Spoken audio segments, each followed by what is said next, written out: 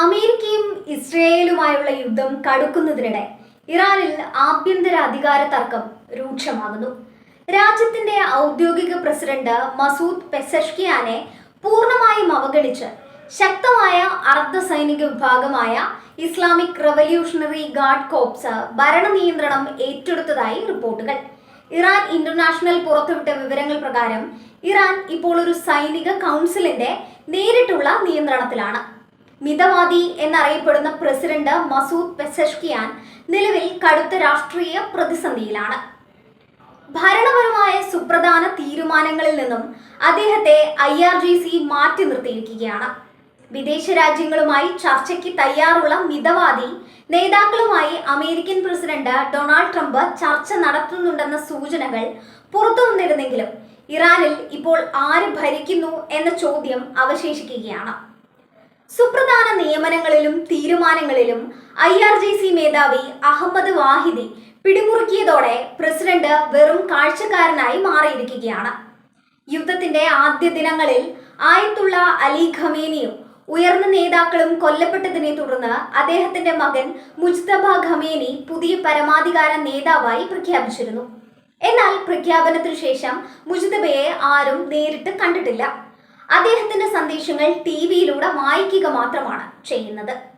Mojtaba Khamenei മരിച്ചുവെന്നോ അതോ അതീവ ഗുരുതരാവസ്ഥയിൽ കോമയിലാണ് എന്ന സംശയവും ശക്തമാണ്. മുജ്തബയുടെ ചുറ്റും IRGC ശക്തമായ സുരക്ഷാ വലയം തീർത്തിരിക്കുകയാണ്.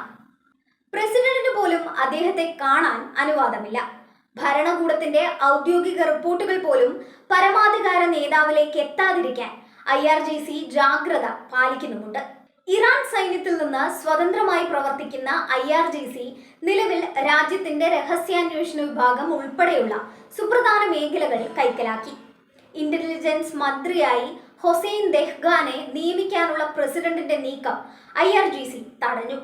രാജ്യത്തെ എണ്ണ വ്യാപാരം, ബാങ്കിംഗ്, ഗതാഗതം എന്നീ മേഖലകളിൽ IRGCക്ക് വലിയ ബിസിനസ് സാമ്രാജ്യം തന്നെയുണ്ട്. ഇതിനു പുറമെ ലോകത്തെ തന്നെ ഏറ്റവും പ്രധാനപ്പെട്ട എണ്ണക്കടത്തുപാതയായ ഹോർമൂസ് കടലിടുക്കിന്റെ പൂർണ്ണ നിയന്ത്രണവും ഇപ്പോൾ ഇവരുടെ കൈകളിലാണ്. ഗൾഫ് രാജ്യങ്ങളെ ലക്ഷ്യമിട്ടുള്ള IRGCയുടെ തുടർച്ചയായ ആക്രമണങ്ങൾ ഇറാന്റെ സമ്പദ് വ്യവസ്ഥയെ തകർക്കുമെന്ന് പ്രസിഡന്റ് പെസഷ്കിയാൻ മുന്നറിയിപ്പ് നൽകിയിരുന്നു. ആയുധശേഖരം തീർന്നുകൊണ്ടിരിക്കുന്നതും സാമ്പത്തിക തകർച്ചയും രാജ്യത്തെ വലിയൊരു ആപത്തിലേക്ക് നയിക്കുമെന്ന് അദ്ദേഹം ഭയപ്പെടുന്നു. എന്നാൽ ഈ മുന്നറിയിപ്പുകൾ അവഗണിച്ച് യുദ്ധം വ്യാപിപ്പിക്കാനാണ് IRGC ലക്ഷ്യമിടുന്നത്. രാജ്യത്തെ പരമാധികാര നേതാവിന്റെ അസാന്നിധ്യവും സൈന്യവും രാഷ്ട്രീയ നേതൃത്വവും തമ്മിലുള്ള കടുത്ത ഭിന്നതയും ഇറാനെ ഒരു അസ്ഥിരതയിലേക്കാണ് നയിക്കുന്നത്.